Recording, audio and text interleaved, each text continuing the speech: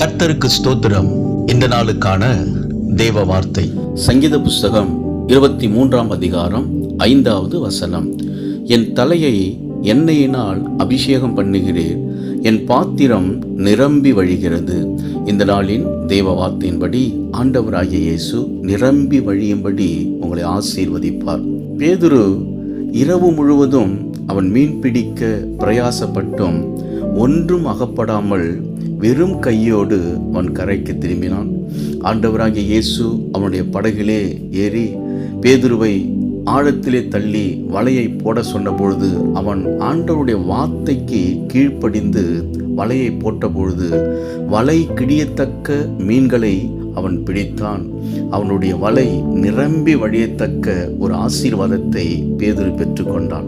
அன்பானவர்களே, ஆண்டவருடைய வார்த்தைக்கு கீழ்ப்படியுங்கள். உங்கள் பாத்திரம் நிரம்பி வழியும்படி ஆண்டவர் உங்களை ஆசீர்வதிப்பார். உங்கள் பிரயாசத்திற்கான பலனை நீங்கள் பெறுவீர்கள். விசுவாசியுங்கள், மகிழ்ந்து களி கூறுங்கள். இயேசு உங்களை ஆசீர்வதிக்கிறார். ஆமேன்.